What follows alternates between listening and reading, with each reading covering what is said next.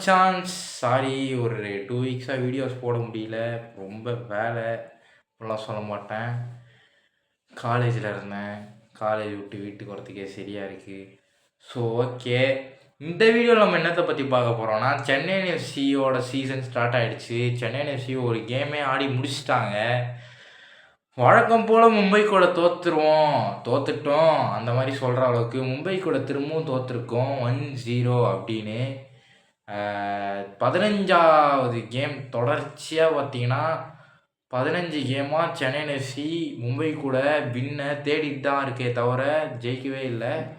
So Mumbai கூட 15வது கேமாக Chennai FC win பண்ண முடியலை. கிட்டத்தட்ட இது 5வது வருஷம் கம்ப்ளீட் ஆகிடுச்சு. 6 வருஷம் அது கண்டினியூ ஆக போகுது. ஸோ இதுதான் பார்த்தீங்கன்னா சென்னை எஃப்சியோட worst stats against Mumbai city FC தான் நம்ம மோசமாக இருக்கோம். அது கண்டினியூ ஆகுது. சரி ஓகே, ஃப்ராங்காக பேசுவோமே. நேற்று நைட்டு சென்னை எஃப்சி எப்படி ஆடிச்சு அப்படின்னு பார்த்தீங்கன்னா ஃப்ராங்காக பேசுவோம், ஓகேவா? சென்னை எஃப்சி ஃபஸ்ட் ஹாஃப்லேயும் சரி செகண்ட் ஹாஃப்லேயும் சரி மேட்சை கண்ட்ரோலில் வச்சுருந்தது சென்னை எஃப்சி தான், ஓகேவா? பொசஷன் வச்சுருந்தது சென்னை எஃப்சி தான். நிறைய கார்னர் வச்சுருந்தது சென்னை எஃப்சி தான். ஷார்ட்ஸ் ஆன் டார்கெட் கூட ஈக்குவல் தாங்க சென்னை எஃப்சிக்கும் இருக்கும். ஃபவுல் கிரியேட்டடும் சென்னை எஃப்சி கம்மி. எல்லாமே நல்லா வச்சுருந்தது. ஆனால் கோட்டை எதில் திரும்ப விட்டுது? ஃபார்வர்ட் ஃபைனல் தேர்டில் தான் நம்ம கோட்டை விட்டோம்.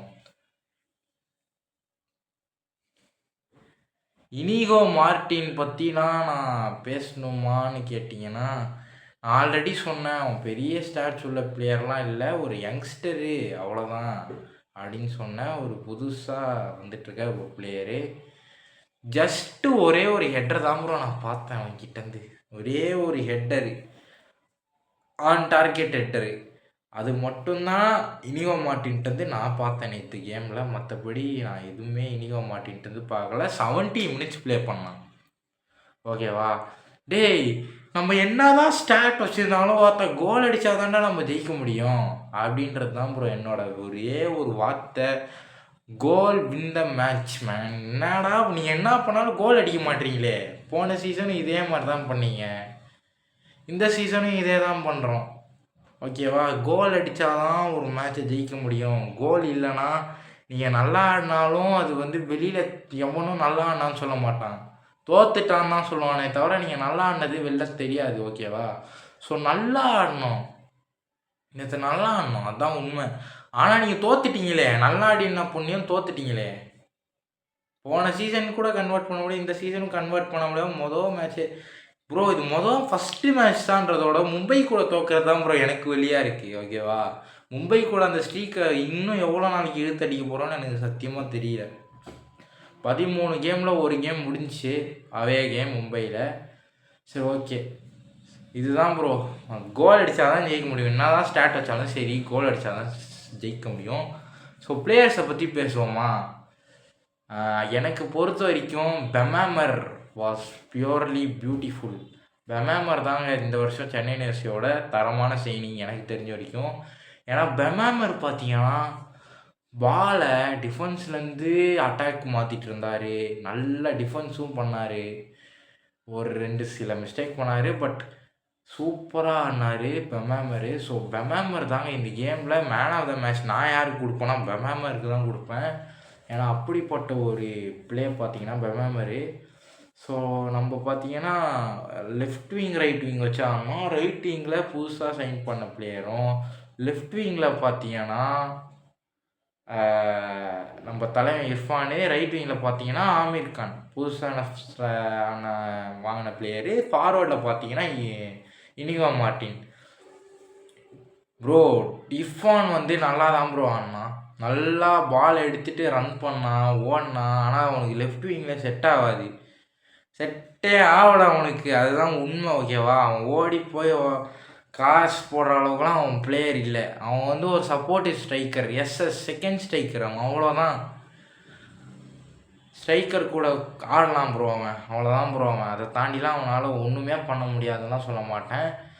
ப்ரோ அதான் ப்ரோ அவனுக்கு வரும். அவனுக்கு வரதை கொஞ்சம் ஆட விடலாம் அப்படின்றது தான் என் கருத்து. அவனை லெஃப்ட் விங்கில் ஆட வைக்கிறதா இருந்தால் அவனை செகண்ட் ஹாஃப்லேயே இறக்கிடுங்க அப்படின்றது தான் என்னோட கருத்து. ஸோ அவனுக்கு லெஃப்ட் விங்கு வரல.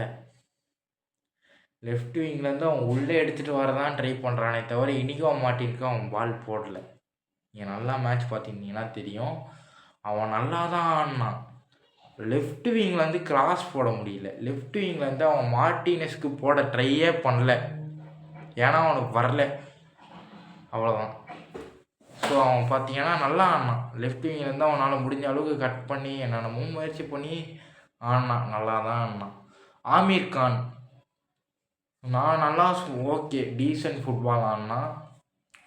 ஃபஸ்ட்டு மேட்ச்லேயே ஒரு மிஸ்டேக் கூட நான் அவன் பண்ணி பார்க்கல. ஓகேவா, நல்ல ரன்னு கொடுத்தான், நல்ல பால் வந்து பார்த்தீங்கன்னா போட்டான், அந்த மாதிரி பண்ணான். Okay okay okay okay okay அவ்வளோதான் சொல்லுவேன்.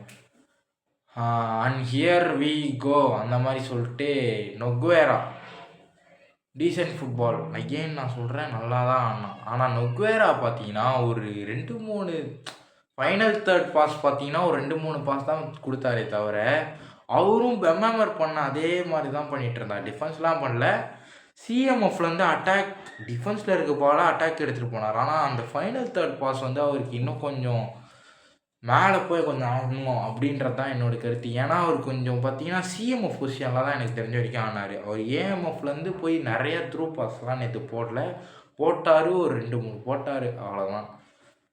அந்த ஹெட்டர் தான் ப்ரோ நம்ம மேட்ச்சில் வந்து தரமான ஒரு ஸோ அதுதான். நொக்வேரா பார்த்தீங்கன்னா நல்லா பெர்ஃபார்ம் பண்ணலான்லாம் சொல்ல மாட்டேன், நல்லா பெர்ஃபார்ம் பண்ணார். ஆனால் இன்னும் கொஞ்சம் ஏஎம்எஃப்பில் போய் இனிகோ மார்டினோ இல்லை யார் சென்டர் ஃபார்வர்டில் இருக்காங்களோ அவங்களுக்கு பால் போடணும் அப்படின்றது தான் என் கருத்து. அதை தாண்டி நாம்டேலாம் தங்கம் ப்ரோ, தங்கம். அவன்லாம் அப்படியே சென்னை நிசி அவனை மோகன் பகான் கேட்டாங்கன்னா விட்றாதீங்க. ஸோ நாம்டேவும் மிஸ்டேக்கே நான் பார்க்கல ப்ரோ மேட்ச்சில். நல்லா ஆடினா. இர்ஃபான் இன்னும் சொல்லணும்னா டிஃபென்ஸில் கூட வந்து சூப்பராக தான் பண்ணான். ஸோ இர்ஃபான் நான் மிஸ்டேக்லாம் சொல்ல மாட்டேன், அவனுக்கு லெஃப்டிங் செட் ஆகலை அப்படின்னு தான் நான் சொல்லுவேன். So here we go final 4. நம்ம ஃபைனல் 4ல் பார்த்தீங்கன்னா டில்லியானா, பிரீத்தம் கோட்டால், எல்சினோ அண்ட் மந்தார் ராவ் தேசாய். மந்தார் பார்த்தீங்கன்னா லெஃப்ட் பேக்கில் நேற்று மிஸ்டேக்கே பண்ணல. எனக்கு ஆச்சரியமாக இருந்தது. ஏன்னா மந்தார் பார்த்தீங்கன்னா போன சீசனில் அவ்வளோவா பெர்ஃபார்ம் பண்ணல. ஆனால் இந்த மேட்ச்சில் மந்தார் அவ்வளோவா மிஸ்டேக் பண்ணல. மேட்ச் பார்த்திங்கன்னா தெரியும். ஸோ மந்தாரும் பார்த்தீங்கன்னா மிஸ்டேக் பண்ணல. ஸோ ஒரு நல்லா சூப்பராக நல்லா சொல்ல மாட்டேன், மிஸ்டேக் பண்ணாமல் டீசன்ட் ஃபுட்பால் தான் நேற்று மந்தார் ராவ் தேசாயும் பார்த்தீங்கன்னா ஆடினார். எல்சினோ, பிரீத்தம் கோட்டால், டில்லியானா கூட நேற்று சூப்பராக பெர்ஃபார்ம் பண்ணார் ப்ரோ. டில்லியானா தான் நேற்று லெஃப்ட்டு ரைட் விங்கில் பார்த்தீங்கன்னா டில்லியானா தான் ஓடி ஆடி டில்லியானா தான் பாலை வந்து மேலே அட்டாக் எடுத்துகிட்டு போயிட்டு இருந்தான். ஸோ டில்லியானா நேற்று டிஃபென்ஸ்லேயும் நல்லா பண்ணான், அட்டாக்கிங்லேயும் நல்லா பண்ணான், செம்மையாக பண்ணான். உண்மையில் சொல்லணும்னா டில்லியானா நேற்று மிஸ்டேக்கே பண்ணல. இங்கே தான் பிரச்சனையே. நீங்கள் என்னை இன்ஸ்டாகிராமில் ஃபாலோ பண்ணியிருந்தீங்கன்னா தெரியும், நான் ஃபஸ்ட் ஹாஃப் முடிஞ்சோடனே ஒரு ஸ்டோரி போட்டிருப்பேன். நல்லா தான் ஆடுது, ஆனால் பார்த்தீங்கன்னா டிஃபென்ஸில் பார்த்தீங்கன்னா ஒரு சில்லி மிஸ்டேக்ஸ், பெருசாக இல்லை, சின்ன மிஸ்டேக்ஸ் பண்ணுறாங்க, அதே மாதிரியே பண்ணால் கோல் போயிடும் அப்படின்னு சொல்லியிருந்தேன். அதே மாதிரியே தான் பண்ணிகிட்டு இருந்தாங்க ஃபஸ்ட் ஹாஃப் ஃபுல்லாக. பிரீத்தம் கோட்டாலும் சரி, எல்சினோவும் சரி மிஸ்டேக்ஸ் பண்ணானுங்க. ஓப்பனாக சொல்லலாம், அதான் மிஸ்டேக்ஸ் பண்ணானுங்க. அதுவே பார்த்தீங்கன்னா மும்பை கன்வெர்ட் பண்ணல. ஸோ மும்பை எவ்வளோ நல்ல டீம்னு மட்டும் சொல்லிடாதீங்க. மும்பை எனக்கு தெரிஞ்ச வரைக்கும் நேற்று நம்ம கூட ஆடவே இல்லை, அவனுக்கு கன்வெர்ட்டே பண்ணல, ஒரு கோல் கூட கன்வெர்ட் பண்ணல. ஸோ மும்பை பார்த்தீங்கன்னா அது விட்டானுங்க, இல்லைன்னா ஒரு 3 கோல்ஸ் கிட்ட மும்பை அடிச்சிருக்க வேண்டியது. அந்த மாதிரி ஃபஸ்ட் ஹாஃப்லேயே நிறையா மிஸ்டேக்ஸ் சலசலப்பு இருந்தது அந்த டிஃபென்ஸில். சொல்லி வாய முடியல ப்ரோ. சின்ன மிஸ்டேக்கை பண்ணிகிட்டு இருந்ததை பிரீத்தம் கோட்டால் உள்ளே அடிச்சிட்டான். செம்மையான ஒரு ஹெட்டரு, ஆனால் அது நம்ம கோல்குள்ளே அடித்தா அதுதான் அங்கே ஹைலைட்டு. சரியான ஹெட்டரு, ஆனால் அது 1 கோல். ஸோ அதுதான் சொல்கிறேன். நீங்கள் நல்லா ஆனாலும் சரி, நேற்று பிரீத்தம் கோட்டால் நல்லா ஆனான், யாருமே சொல்ல மாட்டானுங்க. எனக்கு தெரிஞ்ச வரைக்கும் சில பேர் தான் சொல்லுவானுங்க, ஆனால் நிறையா தற்கூரி என்ன சொல்லுவானுங்க, பிரீத்தம் கோட்டால் வெளில அனுப்புங்க, பிரீத்தம் கோட்டால ஏன் ஆட வைக்கிறீங்க? ஆனால் பிரீத்தம் கோட்டால் நேற்று நல்லா ஆடணும். எல்சினோவும் அவ்வளோ மோசமாக ஆடல. ஆனால் மிஸ்டேக்ஸ் பண்ணாங்க. ஆனால் நீங்கள் நல்லா ஆடினது கூட நீங்கள் பண்ண மிஸ்டேக்கால் போயிடும். அதுதான் வந்து நேற்று மேட்ச்சில் வந்து நம்ம பார்க்க வேண்டியது. ஸோ நீங்கள் நல்லா ஆடினாலும் அந்த மேட்ச்சை வின் பண்ணலை, தோத்துட்டோன்றதான் பேர் வருமே தவிர நீங்கள் நல்லா ஆனீங்கன்றது யாரும் சொல்ல போகிறது இல்லை. அண்ட் நவாஸ் பார்த்தீங்கன்னா லாஸ்ட் சீசன் ஃபுல்லாக எல்லோரும் குறை சொன்னாங்க, என்ன உட்பட. ஆனால் இந்த மேட்ச்சில் நவாஸ் இல்லைனா minimum 2 goals without defensive errors, minimum 2 goals நம்ம கன்சிடர் பண்ணியிருக்க வேண்டியது. ஆனால் நம்ம கன்சிடர் பண்ணல. ஸோ நவாஸ் பார்த்தீங்கன்னா தரமான ஃபார்மில் வரான்.